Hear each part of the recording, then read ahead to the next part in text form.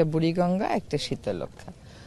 এখন খালটা আমার দেখতে আসার কারণ হলো যে আমি যে প্রকল্পটা পাশ করা হয়েছে সেই প্রকল্পটা কতটুকুন যৌক্তিক, ওটার যে ব্যয় ধরা হয়েছে ওটা কতটুকুন যৌক্তিক সেটা দেখতে আসা।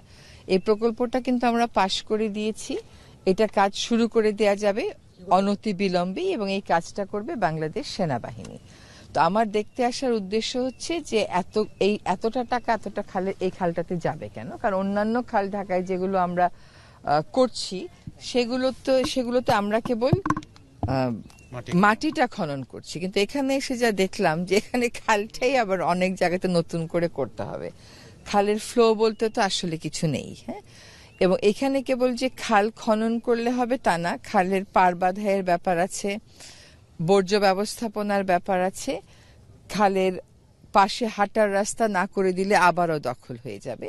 এবং এখানে এসে যেটা শুনলাম সেটা হচ্ছে যে এখন যে কাজটা করা হয়েছে, মাটি কাটা হয়েছে, এটা হচ্ছে সিটি জরিপ অনুযায়ী, কিন্তু প্রকল্পে আসলে আছে আমাদের সিএস জরিপ অনুযায়ী। সিএস জরিপ অনুযায়ী খালটা অনেক বেশি প্রশস্ত।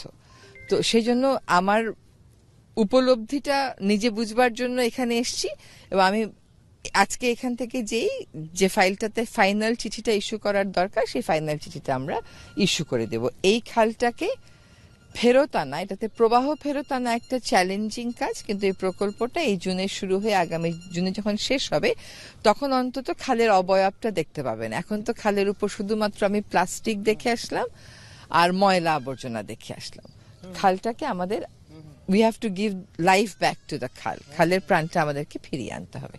শুনেন, কেরানীগঞ্জবাসীর কাছে একটা মেসেজ হচ্ছে যে সরকার শত কোটি টাকা ব্যয় করে এই খালটা যখন পুনর্খনন করে দেবে, এটাও জনগণের টাকাতেই হবে, জনগণ যেন তারপরে এখন যেভাবে এটাকে নোংরা করা হয়েছে সেটা আমরা না করি, এবং আমরা ওয়ার্ড ভিত্তিক, মহল্লা ভিত্তিক খালটাকে দেখাশোনা করার জন্য জনগণের একটা মনিটরিং মেকানিজম তৈরি করে ফেলি।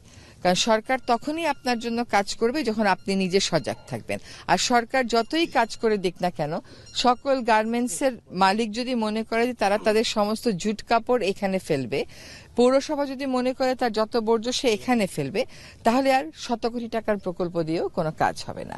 কিন্তু এই খালটাতে অন্যান্য খালের তুলনায় টাকা আপনার বেশি লাগবে এই কারণে যে আপনার আসলে বিস্তীর্ণ জায়গায় খালের তো কোনো অস্তিত্বই নেই। এখন 13 কিলোমিটার যদি আপনি সর্বোচ্চ হচ্ছে 120 ফিট আর সর্বনিম্ন হচ্ছে 80 ফিট এটা করে পুনর্খনন করেন, আপনার এই আবর্জনাগুলো ব্যবস্থাপনা করেন, আপনার পার বাঁধাই করেন, তাহলে এখানে অল্প টাকায় করার সুযোগ